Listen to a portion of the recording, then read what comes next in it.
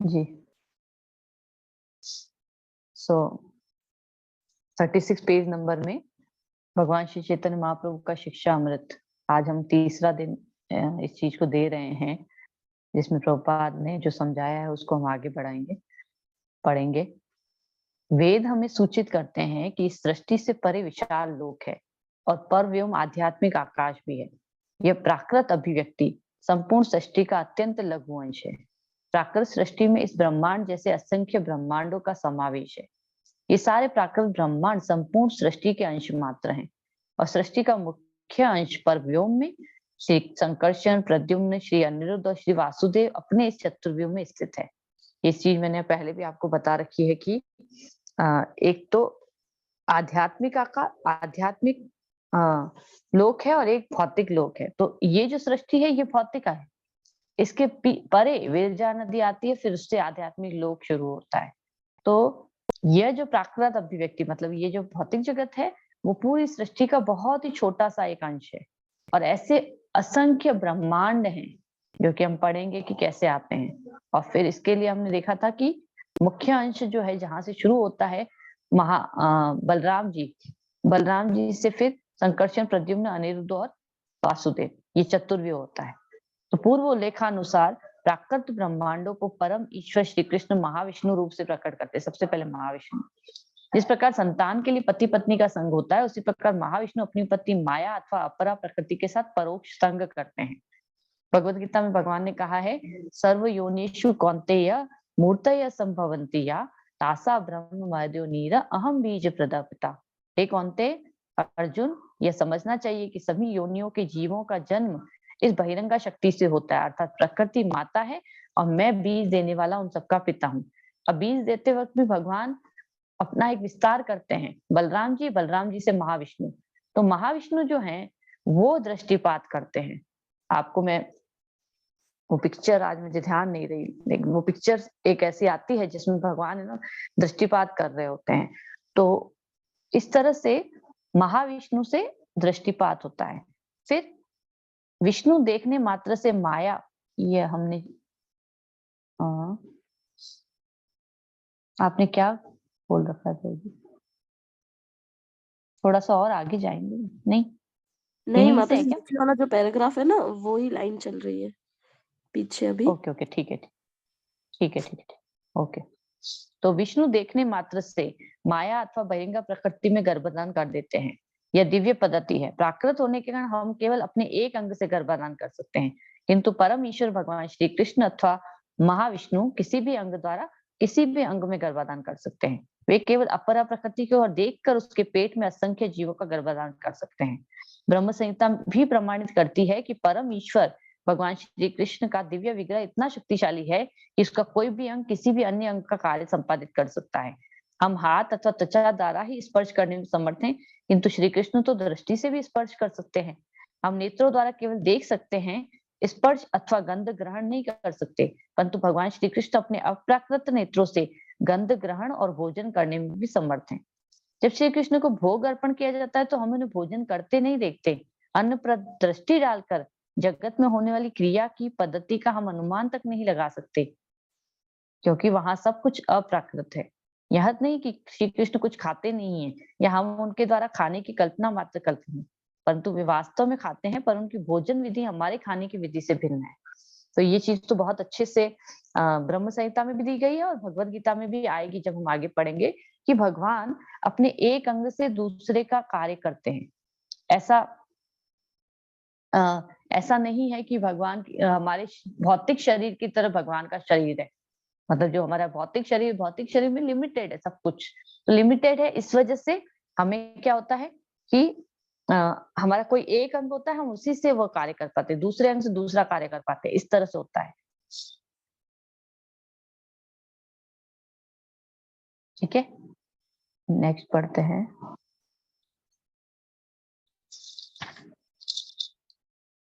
हमारी भोजन विधि उनकी विधि के समान तभी होगी जब हम शुद्ध सत्व के स्तर पर आरूढ़ हो जाएं। उस स्तर पर देह का प्रत्येक अंग किसी भी दूसरे अंग का कार्य कर सकता है।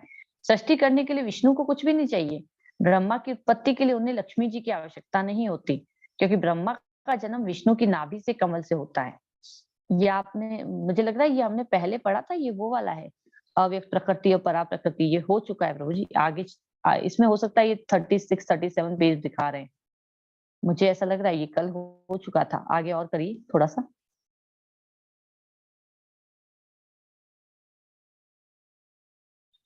ये भी हो चुका है, और आगे करिए।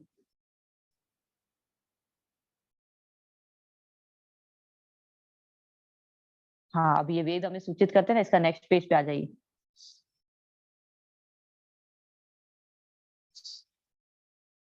हाँ, अब यहाँ से हम पढ़ रहे हैं सृष्टि करने वाला, नीचे वाला पैराग्राफ है ना, यहाँ से हम पढ़ रहे हैं। तो अब ये थोड़ा सा होगा, फिर नेक्स्ट पेज पे जाएंगे। तो क्योंकि ब्रह्मा का जन्म विष्णु की नाभि से कमल से होता है, लक्ष्मी देवी तो निरंतर उनके चरणों की सेवा में नियुक्त रहती है। प्राकृत जगत में संतान की उत्पत्ति के लिए मैथुन अनिवार्य है, किंतु वैकुंठ जगत में पत्नी की सहायता बिना ही कितनी भी संतान हो सकती है। अब हमने ये चीज पहले भी डिस्कस करी थी कि ब्रह्मा जी ने पहले अपने मन से माना 4 कुमार उत्पन्न किए, और फिर उन्होंने मनु उत्पन्न किए, 10 पुत्र 10 ऋषि। अब उन सब ने सृष्टि करने से मना कर दिया। फिर ब्रह्मा जी को गुस्सा आया तो रुद्र उत्पन्न हुए, वो उनके भुवों के बीच में से प्रकट हो गए। तो कहीं पे इन्होंने कुछ नहीं किया, कोई मैथुन नहीं किया, लेकिन सब कुछ सोचने मात्र से हो गया। और इवन ब्रह्मा जी खुद भगवान की कमल नाल से प्रकट हुए। तो आध्यात्मिक जगत में भौतिक जगत की तरह शरीर पे डिपेंडेंस नहीं है। शरीर मतलब ये जो भौतिक शरीर है, इसके ऊपर डिपेंडेंस नहीं है, वहां पे सब कुछ आध्यात्मिक है। शरीर भी तो आध्यात्मिक है। तो एक अंग दूसरे अंग का कार्य कर सकता है, इसलिए भगवान का कोई भी अंग किसी लिमिटेशन में नहीं है, अनंत है। कोई भी अंग कोई भी कार्य कर सकता है। ठीक है। आध्यात्मिक शक्ति का कोई अनुभव न होने के कारण हम समझते हैं कि विष्णु की नाभि से ब्रह्मा जी की उत्पत्ति काल्पनिक कथा मात्र है। आध्यात्मिक शक्ति की कर्तुम कर्तुम अन्यथा कर्तुम सामर्थ्य को हम नहीं जानते। प्राकृत शक्ति कुछ नियमों पर आधारित है, जबकि अप्राकृत शक्ति सब प्रकार से स्वतंत्र है। तो वहां पे कोई लिमिटेशन नहीं है। वहां पे लाइट के लिए ये ट्यूबलाइट जो है, इसकी जरूरत नहीं पड़ती है। वहां पे ऑलरेडी सब प्रकाशित है इस तरह से। तो हर चीज वहां पे हमारी सोच के परे है। इसलिए हम जब ये सुनते हैं कि भगवान ने दृष्टिपात करके भूमि में गर्भस्थ किया, हम बीज प्रद पिता, मैंने बीज डाले, तो हमको विश्वास नहीं होता ये कैसे हो गया। लेकिन भगवान जीवों को भूमि में दृष्टिपात करके डाल दिए थे, और फिर उसके बाद हर एक अलग अलग जीव से, भागवतम में पूरा ये वर्णन आता है। इसको हम इस बार की भगवत गीता क्लास में भी पढ़ेंगे। थोड़ा सा मैंने पिछली बार नहीं बताया था सृष्टि के बारे में, तो इस बार मैं प्रयास करूंगी कि मैं उस चीज को बता पाऊं। तो वो जो चीज है कि किस तरह से, है ना, धीरे धीरे करके सृष्टि बड़ी थी, और फिर हमको पता चलता है कि भागवत में पूरा वर्णन आता है कि किससे क्या उत्पन्न हुआ था, ये भी आता है। हम उतनी डिटेल में अभी नहीं जाएंगे, लेकिन ये चीज होती है। फिर नेक्स्ट है, ब्रह्मा की उत्पत्ति महाविष्णु के अंश गर्भोदक्षाई विष्णु की नाभि से होती है। महाविष्णु के रोमों से असंख्य ब्रह्मांड बीज रूप में विद्यमान रहते हैं। उनके निश्वास के साथ सभी प्रकट होते हैं। प्राकृत जगत में हमें ऐसा कोई अनुभव नहीं है, पर स्वेद स्त्राव, पसीना निकलना की प्रक्रिया में हम इसकी विकृत छाया का अनुभव कर सकते हैं। मतलब कि भगवान के हर एक रोम से, एक एक रोम से असंख्य ब्रह्मांड बीज रूप में होते हैं, विद्यमान रहते हैं, वो निकलते हैं और फिर बढ़ जाते हैं, अपना आप ही अपनी अपनी जगह पे स्थित हो जाते हैं जाके। श्वास लेते हैं और श्वास छोड़ने के साथ, श्वास लेते हैं भगवान और श्वास छोड़ते हैं, उससे ही सब कुछ होता रहता है। उतने में ही सब कुछ हो जाता है, एक्चुअली ये बोल सकते हैं हम, उतने में ही। और हमारे लिए वो बहुत बड़ा टाइम पीरियड होता है, लेकिन भगवान के लिए नहीं होता। भगवान तो बस सांस छोड़ते हैं, इतने में पूरी सृष्टि हुई और खत्म भी हो गई, ऐसा होता है। लेकिन हमारे लिए वो पूरा का पूरा, अब हमारे लिए तो ब्रह्मा जी का एक दिन भी बहुत बड़ा है। चतुर्युग, इसको भी मैं डिटेल में प्रयास करूंगी कि जब हम भगवत गीता क्लास लेंगे, इसको मैं पूरा समझाऊंगी। आज मैं इसमें ज्यादा डिटेल में नहीं जा रही हूँ, क्योंकि ये जो चीज है अगर आज अभी समझाने बैठ गए तो फिर बहुत ज्यादा टाइम इसमें जाएगा। तो अभी सिर्फ मैं पढ़ देती हूँ। तो महाविष्णु, महाविष्णु से गर्भोदक्षय विष्णु, गर्भोदक्षय की नाभि से ब्रह्मा जी की उत्पत्ति होती है। और फिर असंख्य ब्रह्मांड जो है, हर एक ब्रह्मांड को एक एक गर्भोदक्षय विष्णु हर एक ब्रह्मांड को संभाले रहते हैं। गर्भोदक सागर होता है वहां पे एक्चुअली। फिर उसके अंदर जब जीव का दृष्टिपात किया गया था तो जीव चले गए सब ब्रह्मांड में। अब हर एक जीव के अंदर परमात्मा रूप में क्षीरोदक्षय विष्णु जाते हैं, जो कि गर्भोदक्षय विष्णु के अंश है। ऐसे होता है, महाविष्णु से कारणोदक्षय विष्णु निकले, कारणोदक्षय से गर्भोदक्षय विष्णु निकले, गर्भोदक्षय विष्णु से ब्रह्मा जी भी निकले और क्षीरोदक्षय विष्णु भी निकले। अब क्षीरोदक्षय विष्णु सबके अंदर चले गए परमात्मा रूप में, वो पालन करते हैं हमारा। तो ब्रह्मा विष्णु और महेश जब हम बोलते हैं तो ब्रह्मा जी क्या करते हैं, पूरी सृष्टि को रचते हैं। पालन कौन करता है, विष्णु करते हैं। और संहार कौन करता है, शिव जी करते हैं, जो कि ब्रह्मा जी से उत्पन्न हुए थे रुद्र रूप में। ऐसे तो सदाशिव अलग है, सदाशिव ब्रह्म, पर ब्रह्म कहते हैं उनको, लेकिन सदाशिव का एक अंश है रुद्र या शिव, जो कि इस संसार में प्रलय और संहार करने के लिए भगवान ने ये रूप लिया, शिव जी ने, इस तरह से। तो ब्रह्मा जी का जीवन महाविष्णु के एक श्वास तक सीमित है। हमारे ये मेरे ख्याल से 4,32 करोड़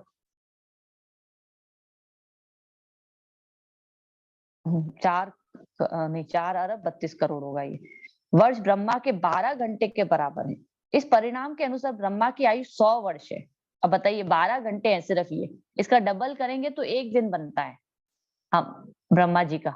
और ऐसे ब्रह्मा जी के एक दिन से 100 इंटू 100 और करना पड़ेगा, तब उनकी आयु होती है मतलब ब्रह्मा जी के एक ब्रह्मा जी जो एक ब्रह्मांड को संभालते हैं, उनकी आयु इतनी लंबी होती है। फिर ब्रह्मा जी की ये पूर्ण आयु महाविष्णु के एक निश्वास में ही समाप्त हो जाती है। मैंने बताया ना, भगवान श्वास छोड़ते हैं और भगवान श्वास लेते हैं, बस उतने में छोड़े जब तो प्रकट हुए थे हम लोग, और जब लिए वापस तो वापस चले गए उनके अंदर। ये इतना सही है भगवान का, भगवान ने इतना सही कार्य किया। लेकिन इतने में ब्रह्मा जी का पूरा 100 वर्ष की आयु निकल गई, और हमारा तो पता नहीं कितने करोड़ों करोड़ों अरबों वर्ष निकल गए। इसको डिटेल में मैं थोड़ा सा कैलकुलेटिंग करके और फिर आपके सामने बताऊंगी भगवत गीता क्लास में, ऑफ कोर्स अभी नहीं। ब्रह्मा जी की पूर्ण आयु महाविष्णु के एक निश्वास में समाप्त हो जाती है। स्पष्टतः परमेश्वर विष्णु की निश्वास शक्ति का अनुमान हमारे लिए असंभव है। वे महाविष्णु भगवान श्री कृष्ण के अंश प्रकाश मात्र हैं। मतलब अब अगर श्री कृष्ण की बात करी जाए और महाविष्णु की बात करी जाए, तो महाविष्णु में मैंने पहले बताया था सिर्फ 50 गुण होते हैं। हाँ 50 गुण होते हैं। नहीं, ब्रह्मा जी में 50 होते हैं, शिव जी में 55 होते हैं, विष्णु में 60 होते हैं। 60, सॉरी आई एम सॉरी। तो 60 गुण होते हैं। तो 60 गुण जो होते हैं, ये 4 गुण जो नहीं होते हैं, लीला माधुर्य और ये सब, तो ये जो गुण है इसके कारण ये भगवान के कंपैरिजन में बहुत कम मतलब कि माधुर्य और लीलाओं का रसास्वादन श्री कृष्ण ही करते हैं, सिर्फ विष्णु नहीं करते हैं कभी भी। विष्णु 4 भुजा रूप में आपको कभी रासलीला करते हुए नहीं दिखेंगे। वो तो केवल और केवल भगवान की आज्ञा पालन करने के हिसाब से यहाँ पे पालन करते हैं इस पूरी सृष्टि का, और साथ ही साथ असुरों का संहार करने के लिए भी वही आते हैं। तो इस तरह से वे अलग अलग रूप धरते हैं, कभी वारादेव बन रहे हैं, तो कभी शुक्र अवतार ले रहे हैं, तो कभी कच्छप अवतार ले रहे हैं। समुद्र मंथन लीला में हम देखते हैं कि कच्छप भी वही बन रहे हैं, फिर भगवान अजीत भी बन के कर रहे हैं उसको, और उसके बाद फिर थोड़ी देर बाद देखते हैं तो मोहिनी अवतार भी धारण कर लेते हैं। ये सब विष्णु करते हैं, यहाँ पे कृष्ण कुछ नहीं करते हैं। विष्णु को इसके लिए भगवान ने अपना जो प्रकाश मात्र, अपना एक अंश जो निकाला, वो है महाविष्णु। उनका एक अंश निकला, वो विष्णु, वही ये कार्य करते हैं बस। तो भगवान खुद स्वयं आके ये नहीं करते हैं कृष्ण, ठीक है। इस प्रकार कृष्णदास कविराज गोस्वामी ने श्री चैतन्य महाप्रभु को स्वयं भगवान श्री कृष्ण और प्रभु नित्यानंद को भगवान श्री कृष्ण का प्रथम प्रकाश श्री बलराम निरूपित किया है। अब यहाँ से हमको सुनना है ध्यान से। श्री चैतन्य महाप्रभु के ही एक अन्य प्रधान शिष्य श्री अद्वैत आचार्य महाविष्णु के अवतार हैं।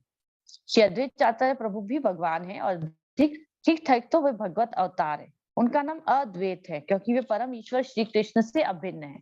उन्हें आचार्य भी कहा जाता है, कारण उन्होंने श्री कृष्ण भक्ति का प्रचार किया। तो 2 चीजें बता रहे हैं यहाँ पे कि एक तो वे अद्वैत, अद्वैत का मतलब भगवान से अभिन्न है, क्योंकि भगवान के ही अवतार है महाविष्णु, वो है अद्वैत आचार्य। फिर उसके साथ साथ उन्हें आचार्य भी कहा जाता है क्योंकि वे भक्ति का प्रचार करने के लिए आए थे। उन्होंने सबको शिक्षा दी थी कि किस तरह से भगवान की भक्ति की जाती है। वे श्री चैतन्य महाप्रभु के समान है। भगवान श्री चैतन्य स्वयं श्री कृष्ण है, किंतु सामान्य जनता को कृष्ण प्रेम की शिक्षा देने के हेतु वे भक्त रूप में अवतीर्ण हुए। और इसी प्रकार श्री अद्वैत आचार्य कृष्ण भक्ति के प्रसारार्थ प्रकट हुए, इसलिए वे भक्त अवतार है। तो भक्त रूप में कौन आए थे? भगवान चैतन्य। भक्त अवतार कौन है? अद्वैत आचार्य। तो श्री कृष्ण का पंच रूपों में प्रकाश है, जिनमें वे अपने पार्षदों सहित परम ईश्वर श्री कृष्ण के भक्त रूप में अवतरित होते। कल पिक्चर दिखाई थी ना हमने पंच तत्व की, वो पंच तत्व में कौन कौन है? चैतन्य महाप्रभु, नित्यानंद प्रभु जो बलराम जी हैं, अद्वैत आचार्य जो कि महाविष्णु के अवतार हैं, गदाधर पंडित जो कि राधा रानी के अवतार हैं, और श्रीवास पंडित जो कि स्वयं जीव तत्व नारद मुनि के अवतार हैं, ऐसा कहा जाता है। तो इस तरह से ये पंच तत्व आते हैं, लेकिन ये सबके सब भगवान कृष्ण के ही स्रोत हैं, अंश हैं, तो इसलिए इनको अलग नहीं करा जाता है। पंच तत्व को साथ में पूजा जाता है हमेशा। बट ये है कि डिफरेंस पता होना चाहिए सबको। जैसे कई बार हम बोलते हैं ना कि गुरु जो होता है वो भगवान का प्रतिनिधि होता है, लेकिन गुरु भगवान का प्रतिनिधि होता है और गुरु भगवान भी होता है हमारे लिए, तो क्योंकि हमारे लिए तो गुरु ही भगवान है, क्योंकि वही हमको ले जाएगा। लेकिन डिफरेंस फिर भी पता होना चाहिए कि गुरु भगवान का प्रतिनिधि होता है। एक बार प्रभुपाद को किसी ने बोल दिया था कि आप ही तो भगवान है। प्रभुपाद ने उसको बहुत डांटा था उनके शिष्य को। क्यों? क्योंकि प्रभुपाद ने कहा कि अगर तुम संदेश सही नहीं पहुंचाओगे आगे, तो पूरा का पूरा जो चीज है वो बिल्कुल गलत फिलॉसफी चली जाएगी, तत्व दर्शन जो है वो उल्टा पड़ जाएगा। तो इसलिए हमको डिफरेंस पता होना चाहिए। हमारे लिए क्या है वो अलग बात है, लेकिन हमें प्रचार किस तरह से करना है ये एक अलग टॉपिक हो जाता है। जो प्रचारक होते हैं उनको बहुत ध्यान रखना होता है कि वो किस चीज को कैसे बता रहे हैं, क्योंकि अगर वो कुछ भी अपने मन गढ़ंत बताएंगे तो पूरी जो परंपरा के द्वारा आया गया ज्ञान है वो सारा का सारा गड़बड़ हो जाएगा आपकी एक गलती की वजह से। तो इसलिए हमको ये ध्यान रखना होता है। आगे क्या बता रहे हैं? भगवान श्री चैतन्य महाप्रभु ही सब प्रकार से अपने भक्तों के शक्ति स्रोत हैं। इस प्रकार श्री कृष्ण भक्ति के साधन में सफलता के लिए भगवान चैतन्य महाप्रभु के शरणागत हो जाने पर प्रगति में कोई संदेह नहीं रहता। तो अगर आपको भक्ति चाहिए, किसकी? कृष्ण की भक्ति चाहिए, तो चैतन्य महाप्रभु के शरणागत होना ही एक उपचार है बस। और इसमें कोई डाउट नहीं होना चाहिए हमको, यही बता रहे हैं प्रभुपाद, यहाँ पे संदेह नहीं करना है। आप जैसा कृपा में अभी हमने जो भजन गाया ना, श्री कृष्ण चैतन्य प्रभु दया करो मोरे, तुम बिना के दयालु जगत संसारे।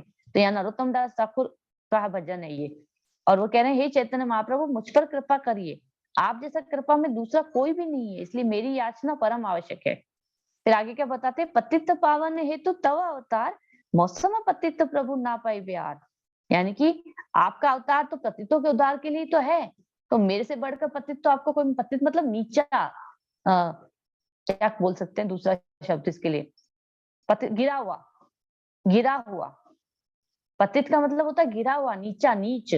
तो हमसे हम जब प्रार्थना करते हैं, नरोत्तम दास ठाकुर यहाँ पे प्रार्थना कर रहे हैं, जबकि वो तो बहुत उच्च वैष्णव है, लेकिन वो कह रहे हैं कि मेरे से बड़ा पतित तो कोई है ही नहीं, तो आपको और कोई ऑप्शन नहीं, आपको मुझे मेरा उद्धार करना ही पड़ेगा। तो हमारे पास तो कृपया मेरी और सबसे पहले ध्यान दें। तो हमें तो सबसे पहले ये चीज बोलनी चाहिए अपनी अपनी अवस्था को देखते हुए कि मेरे से पतित तो कोई है ही नहीं।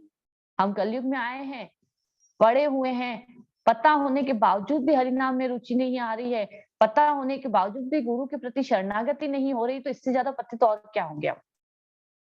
लेकिन महाप्रभु महावदान्याय भी हैं, इसीलिए वही हमारे सेवियर हैं, बस वही हमको बचा सकते हैं। ठीक है। श्री चैतन्य चरितमृत के रचयिता कृष्णदास कविराज गोस्वामी वृंदावन वासी परम भागवत थे। पहले वृंदावन में रहते थे वे। पहले वे अपने परिवार सहित बंगाल के वर्धमान जिले में कटवा जनपद में निवास करते थे। उनके परिवार में श्री राधा कृष्ण की आराधना होती थी। एक समय परिवार में भक्ति संबंधी विवाद होने पर श्री नित्यानंद प्रभु ने स्वप्न में उन्हें घर त्याग कर श्री धाम वृंदावन जाने का आदेश दिया। वयोवृद्ध होने पर भी, अब ये किसके बारे में बता रहे हैं? कृष्णदास कविराज गोस्वामी के बारे में बताया जा रहा है कि जिन्होंने ये चैतन्य चरितमृत लिखी है ना, उनके बारे में। तो वयोवृद्ध होने पर भी उन्होंने उसी रात्रि श्रीधाम वृंदावन के लिए प्रस्थान कर दिया। वहां निवास करते हुए उनकी भेंट श्री चैतन्य महाप्रभु के प्रधान शिष्य 6 गोस्वामियों से हुई। 6 गोस्वामियों के बारे में हम पढ़ चुके हैं पहले भी। तो ये जो 6 गोस्वामी थे वृंदावन में, इनसे इनकी भेंट हुई। श्रीधाम वृंदावन के भक्तों ने उनसे चैतन्य चरितामृत की रचना के लिए अनुरोध किया। यद्यपि उन्होंने यह कार्य अत्यंत वृद्धावस्था में प्रारंभ किया था, पर भगवान श्री गौर सुंदर की कृपा से वे इसे पूरा कर पाए। आज वह श्री कृष्ण महाप्रभु की शिक्षा और जीवन चरित्र पर सर्वोपरि प्रामाणिक ग्रंथ माना जाता है। तो चैतन्य चरितामृत जो है अभी सबसे ज्यादा सर्वोपरि है।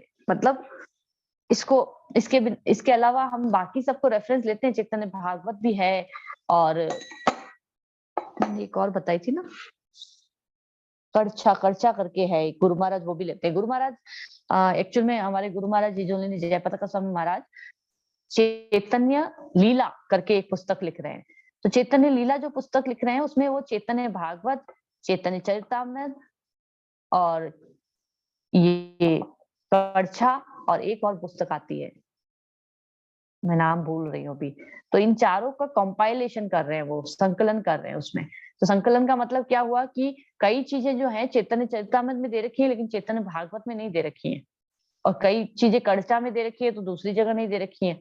तो कुछ कुछ लीलाएं जो हैं वो फिर अगर हम चैतन्य चरितामृत पढ़ते हैं तो मिस हो जाती हैं या शॉर्ट में दे रखी होती हैं। इस तरह की चीजें होती हैं। इस वजह से गुरु महाराज ये कर रहे हैं, और रोज वो क्लास भी लेते हैं इस पे, रोज शाम को 8:30-9 बजे ऐसे। तो उसमें वो लीलाएं बताते हैं हमको। तो श्री कृष्णदास कविराज गोस्वामी के वृंदावन वास काल में वहां अधिक मंदिर नहीं थे। उस समय श्री मदन मोहन, श्री गोविंद देव और श्री गोपीनाथ, ये 3 प्रधान मंदिर थे। अभी ये सारे के सारे मंदिर कहाँ आ गए? जयपुर में। तो वृंदावन वासी होने के कारण इन मंदिरों में श्री विग्रह वंदना कर उन्होंने भगवत कृपा की याचना की। प्रभु में भक्ति में मेरी प्रगति अत्यंत मंद है, अतः आपकी कृपा की याचना कर रहा हूँ। श्री चैतन्य चरितामृत में वे कृष्ण भक्ति के वर्धन में सहायक श्री मदन मोहन विग्रह की वंदना करते हैं। कृष्ण भावनामृत का प्रथम कर्तव्य श्री कृष्ण तथा उनसे अपने संबंध का ज्ञान प्राप्त करना है। श्री कृष्ण का ज्ञान ही आत्मज्ञान है, और आत्मज्ञान ही श्री कृष्ण से अपने संबंध का ज्ञान है। इस संबंध की शिक्षा श्री मदन मोहन की आराधना से मिलती है ना। संबंध, अभिधेय और प्रयोजन जो हम कहते हैं, तो मदन मोहन जो है वो क्या करते हैं? हमें संबंध का ज्ञान देते हैं कि हम हैं कौन? आत्मा। तो हमारा भगवान के साथ क्या संबंध है। फिर अभिधेय क्या कि भाई हमको किस तरह से ये चीज करनी है, और प्रयोजन क्या, कहाँ पे पहुंचना है उससे।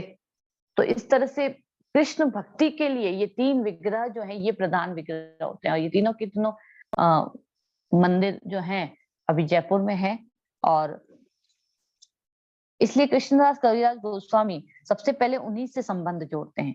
इस संबंध को स्थापित कर कृष्णदास अभिधेय विग्रह गोविंद जी की आराधना करते हैं। पहले संबंध पता किया, ऑफकोर्स संबंध स्थापित करने का मतलब संबंध को अपने अंतर मन में रिवील करना कि भाई मैं कृष्ण का दास हूं, और आप भगवान मदन मोहन को प्रार्थना जब कर रहे हैं तो अपना संबंध उनको या अपने आप को संबंध को रिवील कर रहे हैं।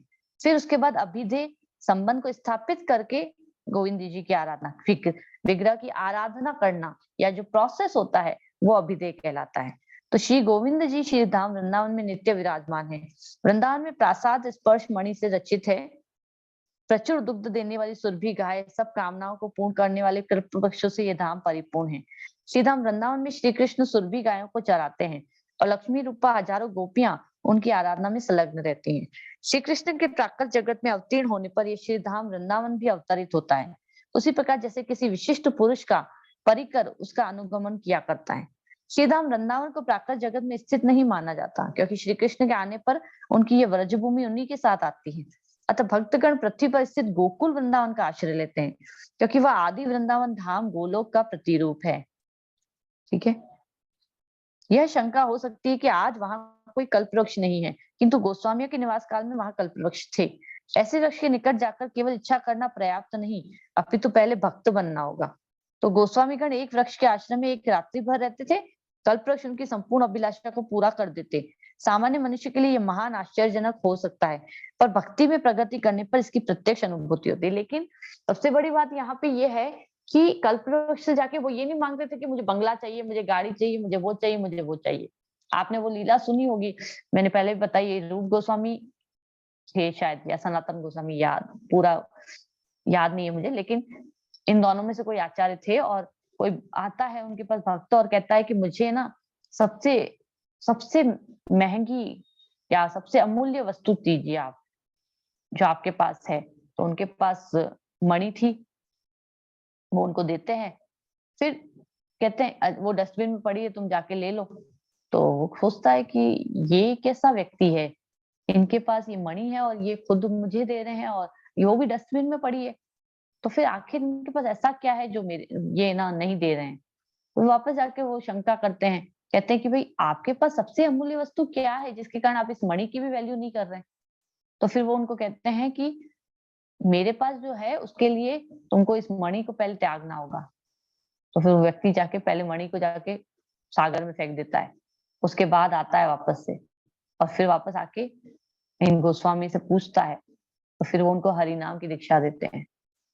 तो ये सबसे इम्पोर्टेंट चीज है, मतलब ये सबसे अमूल्य वस्तु है दुनिया में, इस तरह से वो बताते हैं। ठीक है, तो कल्प वृक्ष के नीचे जब वो जाते थे तो कल्प वृक्ष से ये नहीं मांगते थे कि भाई आज ये दे दो, बंगला दे दो, गाड़ी दे दो, ऐसा कर दो, वैसा कर दो, नहीं। कल्प वृक्ष के नीचे जाके वे भक्ति में जो भी उनको सहायता चाहिए होती थी वे मांगते थे।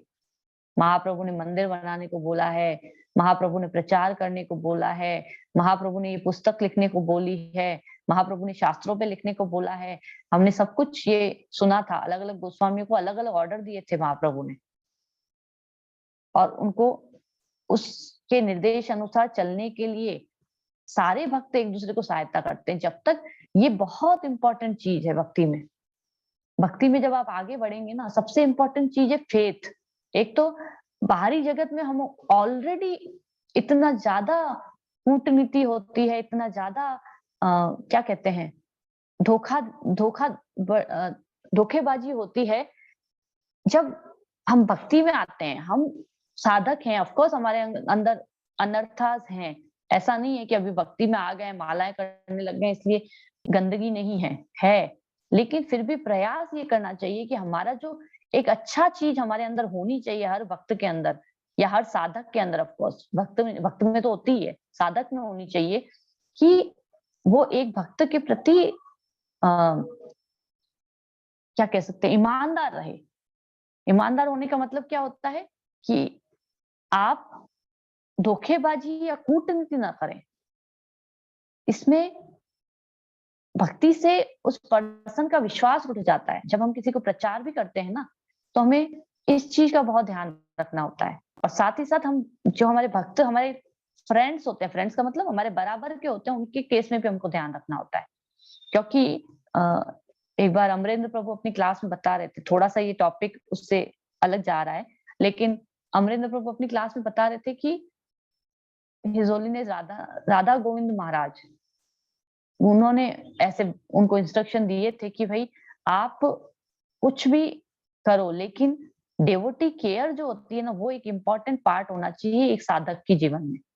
अब डेवोटी केयर का क्या मतलब हुआ, अब मैं प्रचार कर रही हूँ, मान लो आप लोग कुछ पूछते हैं, मैं बताती हूँ यहाँ तक ठीक है, फिर हमारा इतना ठीक है, बस हो रहा है, माता जी की क्लास में हम आते हैं और चले जाते हैं, इतना हो रहा है। माता जी बताती हैं, ठीक है, हम सुन लेते हैं और कुछ कुछ बोल देती हैं, करने को कर लेते हैं, नहीं भी करते हैं, कोई फर्क नहीं पड़ता। ठीक है, यहाँ तक भी ठीक है।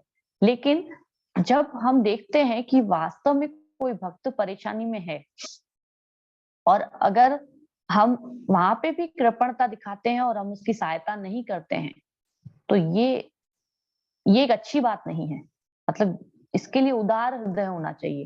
दूसरा, धोखेबाजी या कूटनीति कि भाई मैं ज्यादा फेमस हो जाऊं, ये चीजें बाद में आती है, अभी नहीं आएंगे। अभी तो क्योंकि आप लोग अपने अपने घरों में बैठे हैं और अपने अपने लेवल पे थोड़ा बहुत जो कर पा रहे हैं कर पा रहे हैं। लेकिन जैसे जैसे हम भक्ति में आगे बढ़ते हैं तो ये चीजें साथ साथ में आती है, अनर्थ निवृत्ति होती है ना, इसलिए होती है तो साथ साथ ही आती भी है।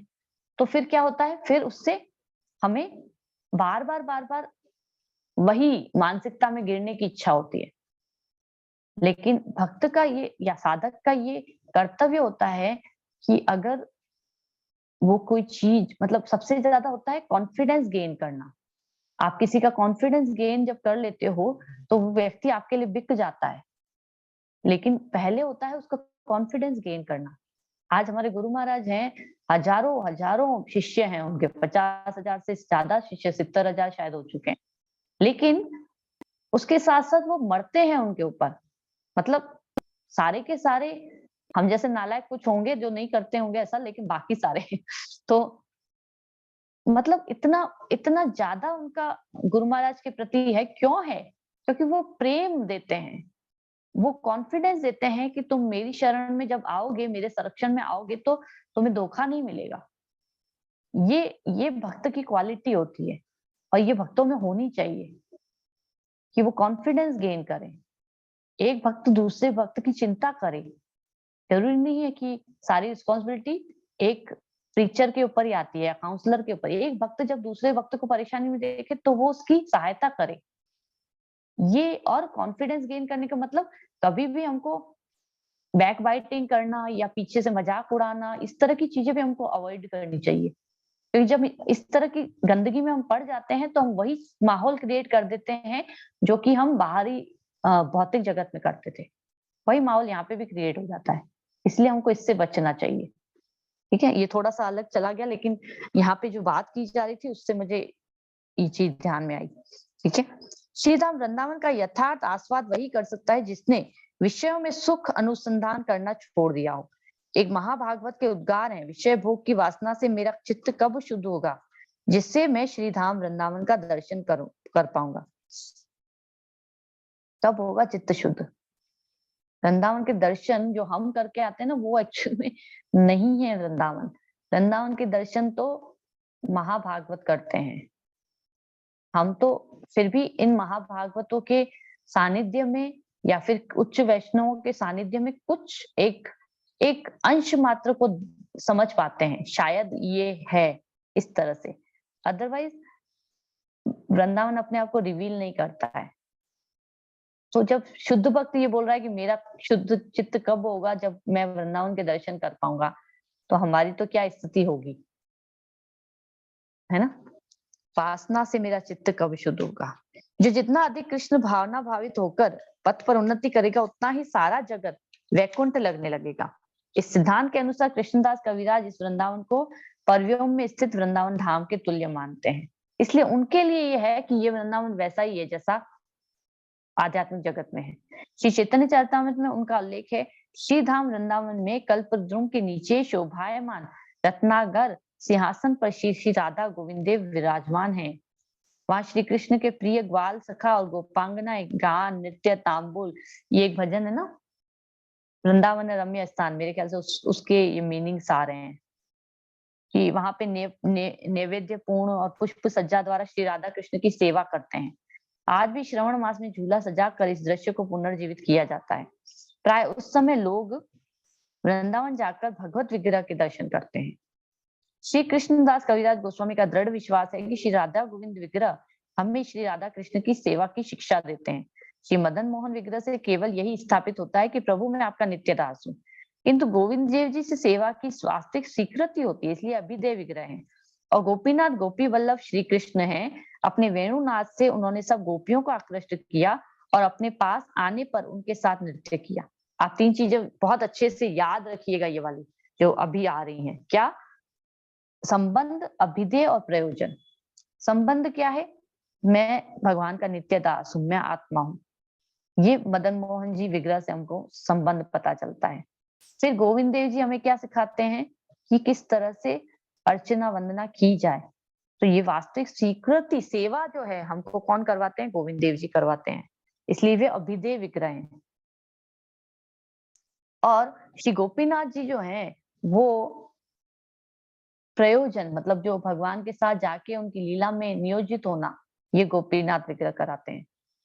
ठीक है, श्रीमद् भागवत दशम स्कंद में इन लीलाओं का वर्णन है। ये गोपीजन श्री कृष्ण की विशेषकालीन सखियां थी। वे सभी विवाहिता थी क्योंकि उस समय 12 वर्ष की आयु में कन्याओं का विवाह हो जाता था, पर बालकों का विवाह 18 वर्ष से पूर्व नहीं होता था। श्री कृष्ण की भी उम्र उस समय 10-12 वर्ष की थी, विवाहित नहीं थे। उन्होंने उन गोपियों को घरों से बुलाकर अपने साथ नृत्य के लिए आमंत्रित किया। वह नृत्य रासलीला कहलाता है और वृंदावन की लीलाओं में परमोच्च है। इसी कारण श्री कृष्ण गोपीनाथ कहलाते हैं। वो गोपी जनों के प्रियतम वल्लभ हैं। कृष्णदास कविराज गोस्वामी श्री गोपीनाथ की कृपा की याचना करते हैं। गोपी वल्लभ कृष्ण श्री गोपीनाथ आप पर कृपा करें, आपको गोपीनाथ की कृपा प्राप्त हो। श्री चैतन्य चरितामृतकार की प्रार्थना है कि जैसे श्री कृष्ण ने अपने वेणुनाद से गोपियों को आकृष्ट किया है, उसी प्रकार अपने दिव्य नाद से वे पाठक का चित्त आकृष्ट करेंगे। उस नाद को सार को सरल, सुपाठ्य और सारांश रूप में प्रसारित करना ही श्री चैतन्य महाप्रभु की शिक्षा अमृत नामक इस पुस्तक का प्रयोजन है। सरल रूप से प्रसारित करना कि कौन सा नाद, जो भगवान प्रेम, जो प्रेम में लीला जो भगवान अपने अपने उनसे उनके साथ करते हैं, गोपियों के साथ, वो चीज रिवील करना।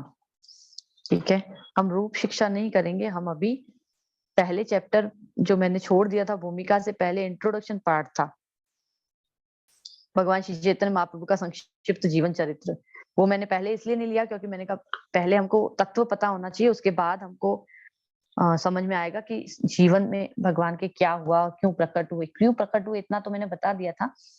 हम आप शुरुआत में जाएंगे ना प्रभु जी बुक की, तो प्रस्तावना के बाद है ये।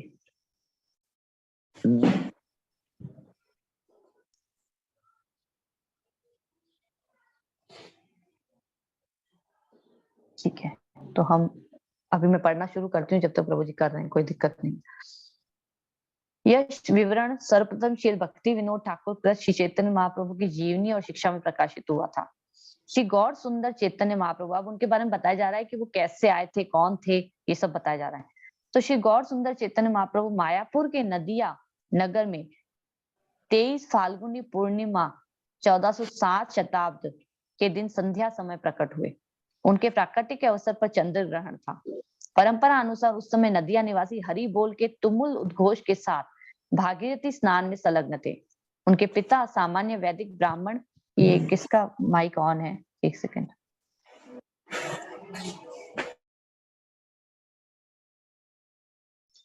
भागीरथी स्नान में संलग्न थे। उनके पिता सामान्य वैदिक ब्राह्मण जगन्नाथ मिश्र और माता आदर्श गृहिणी चची देवी दोनों मूलतः सिल्लट के ब्राह्मण वंशी थे। श्री गौर सुंदर महाप्रभु अतिशय सुंदर बालक थे। नगर की स्त्रियां उपहार लेकर उनके दर्शनार्थ आईं। उनके नाना प्रसिद्ध ज्योतिषी पंडित नीलांबर चक्रवर्ती ने भविष्यवाणी की कि ये बालक युग पुरुष होगा, इसलिए उनका विश्वंभर नामकरण हुआ। अब थोड़ा सा सिंपल उसमें समझा देती हूँ। पूर्णिमा के दिन, फाल्गुन पूर्णिमा के दिन संध्या के समय जब चंद्र ग्रहण था, उस दिन भगवान का प्राकट्य हुआ था। तो उस समय क्या हो रहा था कि सारे के सारे लोग, क्योंकि चंद्र ग्रहण था ना, तो सारे के सारे लोग स्नान करने के लिए गए हुए थे। तो नदी में स्नान कर रहे थे और साथ में क्या बोल रहे थे, भागीरथ नदी में हरि बोल हरि बोल हरि बोल, सब हरि बोल बोल रहे थे। और उस समय भगवान का प्राकट्य हुआ था। गौर सुंदर मतलब महाप्रभु जो थे इतने सुंदर थे, जब सारी लेडीज एक जनी देख के आती थी तो दूसरी कहती थी अरे जाके देखा शची का पुत्र, तो फिर दूसरी भी जाती। इस तरह से सबको बहुत एक्साइटमेंट हो के सब लोग उपहार ले लेके जाते थे। और उनके नाना का नाम था पंडित नीलांबर चक्रवर्ती। भगवान का नाम पहले विश्वंभर पड़ा था। उनके गौरांग वर्ण के कारण पड़ोस की स्त्रियों ने गौर हरि कहा, और जन्म स्थान के निकट नीम वृक्ष होने के कारण माता ने उन्हें निमाय पुकारा। तो 3 नाम होगा, विश्वंभर, गौरहरि और निमाय। तो निमाय जो है, हम जब मायापुर जाते हैं तो मायापुर में चैतन्य महाप्रभु का जन्म स्थल है, वहां पे एक पेड़ है। उस पेड़ के को मतलब भगवान का जन्म स्थान बोला जाता है। ऐसा बताया जाता है कि बिल्कुल उसके पास में ही भगवान का जन्म हुआ था, इस वजह से। तो मनोहर बालक गौर हरि का नित्य दर्शन करके सभी हार्दिक प्रसन्न होते। बड़े होने पर वे अत्यंत चंचल और क्रीड़ारत हो गए। 5 वर्ष के होने पर वे पाठशाला गए और अल्पकाल में ही बंगला शिक्षा ग्रहण की। श्री गौर सुंदर के समकालीन अनेक जीवनीकारों ने विविध वृत्तांतों का उल्लेख किया है, जो कि उनके शैशवकालीन चमत्कारों के प्रमाण है। कहा जाता है कि बाल्यकाल में वे जननी की गोद में भी निरंतर रुदन करते, परंतु पड़ोस स्त्रियों की हरिबोल ध्वनि को सुनकर शांत हो जाते थे। तो इतना ज्यादा वो बिल्कुल छोटे हैं, पालने में हैं, लेकिन पहले पहले तो वो जैसे खिलाने आते हैं ना बच्चों को, तो वो हरिबोल हरिबोल हरिबोल करती रहती थी औरतें। अब फिर जो चल जाने को होती तो महाप्रभु रोने लग जाते। फिर से उसमें से कोई एक उनको उठा के हरि बोल, हरि बोल, हरि बोल करती तो वो चुप हो जाते। फिर जाने को होती तो फिर से रोने लग जाते। इस तरह से महाप्रभु सबसे मतलब बाल्यकाल से ही सबसे हरि नाम करवाते थे। जब उनका जन्म हुआ तब भी सब लोग क्या कर रहे हैं, चंद्र ग्रहण होने के कारण हरि बोल, हरि नाम कर रहे थे किसी तरह से। और बाद में भी ऐसा ही होता था। इसलिए घर में निरंतर हरि बोल का कीर्तन होता रहता, जो युग पुरुष के भावी प्रयोजन का पूर्व परिचायक था। यानी कि भगवान का जन्म ही इसलिए हुआ था, तो उन्होंने अपना ये चीज शुरू से मतलब बाल्यावस्था से ही शुरुआत कर ली थी इसकी। यह भी प्रसिद्ध है कि एक बार जब माता ने उन्हें खाने के लिए एक मिठाई दी तो उसके स्थान पर वे मिट्टी खाने लगे। माता द्वारा इसका कारण पूछे जाने पर उन्होंने कहा, मिष्ठान मिट्टी का ही तो विकार मात्र है, इसलिए मिष्ठान के समय समान मिट्टी भी खाई जा सकती है। माता भी पंडित गृहिणी ठहरी। उन्होंने तुरंत उत्तर दिया कि प्रत्येक पदार्थ का अपना विशेष उपयोग होता है। घड़े की मिट्टी का उपयोग जल पात्र के रूप में संभव है, किंतु ईट रूपधारी मिट्टी का उपयोग ऐसे नहीं हो सकता। ऐसे ही केवल मिष्ठान के रूप में मिट्टी खाने योग्य है, अन्य प्रकार से नहीं। बालक श्री गौर सुंदर को यह तर्क मानना पड़ा और अपनी भूल स्वीकार करते हुए उन्होंने भविष्य में फिर से ऐसा न करने का वचन दिया। तो माता उनको कन्विंस करने में सक्षम रही थी। यहाँ पे क्या बताया जा रहा है, थोड़ा सा इजी लैंग्वेज में समझाती हूँ कि जो घड़ा होता है, घड़े में जो मिट्टी होती है वो भी मिट्टी है, फिर ईंट है वो भी मिट्टी है, लेकिन घड़े घड़े की मिट्टी से हम जल जल भरते हैं उसमें और वो जल हम पीते भी हैं। लेकिन ईंट जो होती है, अगर ईंटों से करके कुछ ऐसा कुछ बना दिया जाए तो उसको डायरेक्ट हम पीने में काम में नहीं लेते हैं। तो ये जो है इस तरह से डिफरेंस है, हर एक चीज की अपनी उपयोगिता है, ऐसा माता ने उनको समझाया। बालक श्री गौर सुंदर को तर्क मानना पड़ा और फिर ऐसी भूल न करते हुए वचन दिया। एक अन्य चमत्कार का भी वर्णन हुआ है। कहा जाता है कि एक बार तीर्थयात्री ब्राह्मण ने उनके घर आतिथ्य स्वीकार किया। एक सेकंड रुकिए प्लीज।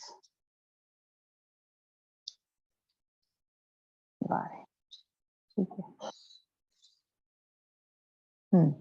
तो वहां पे वह भोजन बनाकर श्री कृष्ण का ध्यान करने बैठा। इस बीच बालक श्री गौर सुंदर ने वहां आकर चावल को खा लिया। बालक की क्रिया से विस्मित होकर ब्राह्मण ने जगन्नाथ मिश्र के आग्रह पर फिर रसोई बनाई। जैसे ही अन्न को भगवान को अर्पण करने के लिए ध्यान लगाया तो बालक ने फिर भोग लगा लिया। ब्राह्मण ने से एक बार और रंधन करने के लिए अनुनय की गई। इस समय तक सारे घरवासी निद्रा मग्न हो चुके थे। ऐसे में यात्री ब्राह्मण को अपने कृष्ण रूप का दर्शन कराकर बालक ने उन पर कृपा की। ये लीला इस तरह से आती है कि एक ब्राह्मण थे, वो कभी भी है ना, मतलब पहले के ब्राह्मण ऐसे हुआ करते थे कि वो कभी भी स्नान किए बिना और किचन को साफ किए बिना भोजन नहीं करते थे और अपने हाथों से बना हुआ भोजन ही स्वीकार करते थे। तो महाप्रभु के घर में, जगन्नाथ मिश्र के घर में जब वो गए तो उन्होंने उनको साफ वाफ करके दे दिया पूरा किचन। ब्राह्मण जो है स्नान करके वहां पे पहुंचे, भगवान का भोग बनाया और भगवान को लगाया। अब भगवान को लगाया और महाप्रभु आके, गौर सुंदर वहां पे आके और खा लिए। छोटे से बालक हैं उस वक्त। फिर से उनको कहा गया करो तो वो बेचारे फिर से किचन साफ किया, फिर से वो सारा प्रोसेस किया, फिर से बनाया, फिर से लगाया तो फिर से गौर सुंदर आके खा गए। तीसरी बार भी उनसे प्रार्थना की गई, लेकिन तीसरी बार तक तो बाकी सब लोग सो गए थे। और इस समय फिर गौर सुंदर, इस बार माता ने क्या किया था, भगवान को बंद कर दिया था रूम के अंदर। बोला अब ये नहीं आएगा, आपको प्रॉमिस करती हूँ, और अभी हम सोने भी जा रहे हैं, अभी आप बनाइए। वो बेचारे ब्राह्मण फिर से बनाने लगे। तो बनाने लगे तो भगवान पता नहीं कहाँ से प्रकट हो गए फिर से। अभी खाने लगे तो फिर ना ब्राह्मण ने उनको देख लिया और बोला कि तुम ये क्या कर रहे हो। तो बोला तुम ही तो हो कि मुझे बुलाते रहते हो बार बार, जब तुम बुलाते हो तो मैं आ जाता हूँ और फिर तुम कहते हो कि क्यों खा रहे हो। तो फिर वो समझा नहीं। तब उस वक्त भगवान ने उनको अपने कृष्ण रूप के दर्शन कराए थे और इस तरह से वे अपने आराध्य के प्राकट्य से ब्राह्मण भावाशिष्ट हो गए। यह भी उल्लेख है। अच्छा, इसके बाद ये एक और लीला है, मैं लीला सुना देती हूँ डायरेक्ट, इसमें पढ़ने में थोड़ा सा कम समझ में आती है। तो एक बार ऐसा हुआ था कि क्योंकि महाप्रभु बहुत ज्यादा सुंदर हैं और छोटे से बालक हैं 3-4 साल के अभी, और उस वक्त उनकी माता शची उनको बहुत अच्छे से सजाती थी। जो बहुत सुंदर हैं तो बहुत सारे ऑर्नामेंट पहना के और उनको अच्छे से तैयार करती थी। उस वक्त जो जैसे चौक चौक हुआ करते थे ना इस तरह से, तो वहां पे भगवान खेल रहे थे। अब 2 चोरों ने बाहर से देखा कि अरे यार, ये तो बहुत सुंदर बालक भी है और इसके कितने सारे इसने ज्वेलरी पहन रखी है। तो वे सोचे कि भई इसको अपन किसी तरह से लेके चलते हैं। तो उन्होंने क्या किया, उसको बुलाया और उसको एक मिठाई देने के लालच में उनको उठा लिया और फिर चोर चलने लगे। फिर से आगे चल रहे थे, तो वो बालक बोले, मतलब महाप्रभु ऐसे बोल रहे थे कि भई मुझे अपने घर छोड़ दो वापस। तो वो बोले कि हाँ, हाँ, चलते हैं, अभी और आगे है और आगे है और आगे है। फिर ऐसा कुछ हुआ कि भगवान ने ऐसा उनको मोहित किया कि घूमते वे वापस से ही महाप्रभु के घर के बाहर आके उसको छोड़ देते हैं। और जब देखते हैं कि सामने, तब तक तो सच्ची माता बहुत परेशान हो गई थी कि मेरा बेटा कहाँ गया। लेकिन जब देखते हैं कि अरे हम तो वहीं पे पहुँच गए, तो महाप्रभु उस वक़्त फटाफट से नीचे उतर के और भाग जाते हैं और मोहित कर देते हैं उनको पूरी तरह से। नीचे उतर के भाग जाते हैं और फिर जैसे ही देखते हैं कि उनके माता-पिता आ चुके हैं, तो फिर वे वहाँ से भाग जाते हैं चोर। चोर वहीं पे छोड़ के उनको चले जाते हैं। तो इस तरह से भगवान बहुत सारी लीलाएँ करते हैं। बालक का एक अन्य चमत्कार हिरण्य और जगदीश से एकादशी का सारा कृष्ण नैवेद्य मंगाना है। 4 वर्ष की आयु में एक दिन वे उन भोजन बनाने के भग्न पात्रों पर जा बैठे, जिससे उनकी माँ भी अपवित्र समझती थी। अच्छा, ये जो चीज़ है, ये लीला कैसे हुई थी कि यहाँ पे शॉर्ट में लिखी हुई है काफ़ी कुछ। तो जब एक्चुअल में महाप्रभु के एक बड़े भाई थे, विश्वरूप। तो वे जो थे ना, वे अद्वैत आचार्य के यहाँ पे, क्योंकि वो बड़े थे और उनका भी भक्ति में बहुत रुझान था। तो वो अद्वैत आचार्य, क्योंकि सबको कृष्ण भक्ति का प्रचार करते थे और महाप्रभु समझ लीजिए बूढ़े हैं अद्वैत आचार्य, उस वक़्त महाप्रभु का जन्म हुआ है। इतने बूढ़े थे वो, 52 साल या शायद इससे भी ज़्यादा। तो उस वक़्त महाप्रभु का जन्म होता है और उससे पहले उनका एक बड़ा भाई भी होता है। तो उनके जो बड़े भाई थे, वो अद्वैत आचार्य के यहाँ पे सीखने जाते थे। धीरे-धीरे करके वो इतने ज़्यादा उसमें रम गए ना, वे रोज़ ही चले जाते थे वहाँ पे अद्वैत आचार्य के पास, भागवत सीखने के लिए और शास्त्रों को सीखने के लिए। अब उनकी माता ने और पिता ने जब ये देखा, तो उन्होंने कहा कि भई ज़्यादा पढ़ाते-लिखाते हैं ना बच्चों को, तो वो गड़बड़ कर देते हैं, तो अभी अपन इसको नहीं पढ़ाएँगे। अभी इसको नहीं पढ़ाएँगे तो पढ़ाई छुड़ा दी। अब महाप्रभु जो थे, वो भी बहुत ज़्यादा इंटेलिजेंट थे, इतना अच्छा उनका नॉलेज था कि वो फटाफट सीख जाते थे। लेकिन उनके माता-पिता ने पढ़ाई छुड़वा दी। अब महाप्रभु ने फिर क्या किया, वो अलग-अलग लीलाएँ करते थे। क्या लीलाएँ करते थे? कभी वे लोगों को, उस समय पे शौच जो होते थे, वो शौचालय बाहर होते थे। तो उनके शौचालय को बाहर से बंद करके आ जाते थे। कभी अ, कुछ है ना जूठे बर्तन है, जैसे कि इसमें बता रहे हैं कि जूठे बर्तनों के ऊपर जाके बैठ जाते थे। कभी कोई अलग से ही कुछ ऐसी लीला करते थे, जैसे मिट्टी खाने वाली लीला करी। तो ये सब लीलाएँ वो क्यों करते थे? क्योंकि उनके माता-पिता ने उनको पढ़ाई छुड़ा दी थी। अब वे सोचते थे कि भई इनको अगर नहीं सिखाऊँगा तो कैसे होगा? तो फिर जब माता ने उनको देखा कि भई अपवित्र स्थान नहीं बैठना चाहिए, तो वो बोले कि अच्छा, ये अपवित्र स्थान है क्या? मुझे क्या पता ये अपवित्र स्थान है? मुझे तो शुचि और मुचि का पता ही नहीं है, क्योंकि आपने तो मुझे पढ़ना ही नहीं दिया। अब जब इस तरह की चीज़ सची माता ने सुनी, तो उन्होंने जगन्नाथ मिश्र को भी बताई और जगन्नाथ मिश्र को उनके फिर जो मित्र थे, उन्होंने समझाया कि भई देखो, हमारे बच्चे जो हैं, वो तो पढ़ना ही नहीं चाहते हैं और तुम्हारा बेटा पढ़ना चाहता है और तुम उसको पढ़ा नहीं रहे हो। फिर उनके रिक्वेस्ट पे जगन्नाथ मिश्र ने वापस से महाप्रभु की पढ़ाई शुरू कराई। तो इस तरह से एक्चुअल में उनको ज़रूरत नहीं थी किसी भी तरह से, लेकिन बाहरी तौर पे, क्योंकि एक भक्त के रूप में प्रचार भी करना होता है, जैसे कि अभी मैं जैसे हमने गुरु महाराज के लिए हम बार-बार बोलते हैं, भक्ति वेदांत डिग्री जो ली अभी उन्होंने, उनको कहाँ ज़रूरत है अभी भागवत पढ़ के एग्ज़ाम देने की? कौन बोल रहा है इस्कॉन में उनको? कोई कह रहा है क्या कि अगर आप भक्ति वेदांत डिग्री नहीं लोगे तो आपको है ना, ये सर्टिफिकेट नहीं मिलेगा कि आप एक अच्छे गुरु हो? कोई नहीं कह रहा है और उनको ज़रूरत भी नहीं है देखा जाए तो। वो पूरी तरह से अपनी स्थिति में निश्चित रूप से अटल हैं, यानी कि उनको कोई कृष्ण भक्ति से डिगा नहीं सकता। तो फिर भी उन्होंने ऐसा किया, क्योंकि दिखाना है, दिखाना मतलब अनुकरण करना है लोगों को। तो फिर कैसे कोई उनका अनुकरण करेगा? जब कोई देखता है तभी तो करता है। एक जैसे कि भक्त माता-पिता का ये कर्तव्य होता है कि वो अपने घर में रोज़ विग्रह सेवा करे, चैंटिंग करे, भागवत पढ़े, भगवत गीता पढ़े, कीर्तन करे, प्रचार करे, सेवा करे। जब वो ऐसा करते हैं तो उनके बच्चे भी करते हैं। उसी प्रकार से जब हमारा गुरु कुछ करता है तो हम करते हैं।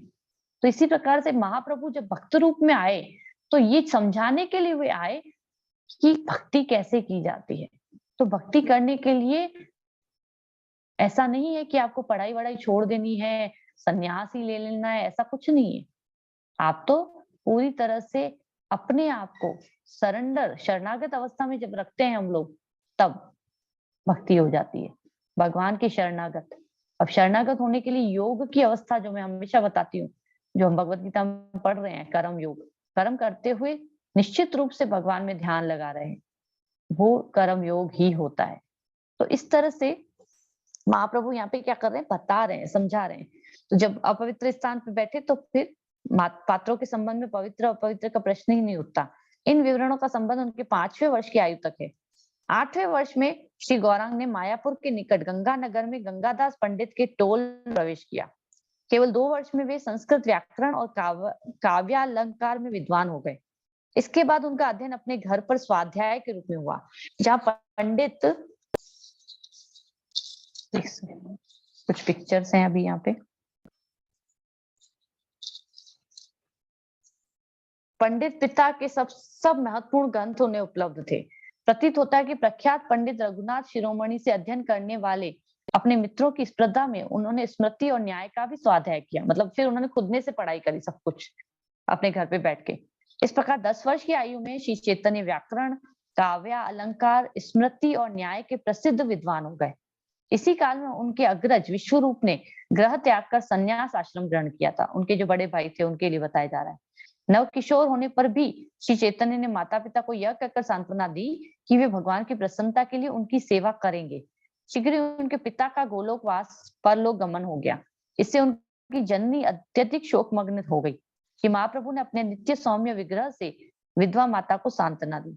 मतलब माता उनकी बहुत परेशान हो गई थी जब जगन्नाथ मिश्र का देहावसान हुआ था। तो उसके बाद महाप्रभु उनको बहुत ही प्रेम से वापस उस तरह से सांत्वना देके और भगवान की भक्ति में लगाने लगे। 14-15 वर्ष की आयु में श्री गौर सुंदर महाप्रभु का नदिया निवासी वल्लभाचार्य की कृष्ण कन्या लक्ष्मी देवी से विवाह हुआ। इस समय उनकी गणना न्याय और संस्कृत शिक्षा के लिए विख्यात नदिया नगर के सर्वश्रेष्ठ विद्वानों में थी। अच्छा, एक और आगे भी आएगी ये लीला शायद, आई थिंक, कि महाप्रभु इतने ज्यादा शास्त्रों में पारंगत थे कि जैसे कोई उनसे किसी बात में शास्त्रार्थ करता, हर किसी जाके वो शास्त्रार्थ करते थे पहले जब छोटे थे। तो अब 10 साल 14 साल इतनी तो आयु है अभी, तो अब उस वक्त क्या होती, सबके पास जाते शास्त्रार्थ करते, तो लोग उनसे डरने लग गए थे कि अरे अरे ये आ रहा है गौर सुंदर, अभी है ना ये शास्त्रार्थ करेगा और फिर हमको हराएगा। तो लोग एक तो डरते थे, या फिर कोई शास्त्रार्थ करने लग भी जाता तो पहले उसको शास्त्रार्थ में हराते कि भाई तेरी ये बात गलत है। फिर वो जब मान जाता कि मेरी ये बात गलत है, तो फिर वापस से उसको कहते नहीं नहीं नहीं, देखो ये बात तुम्हारी ऐसे सही है।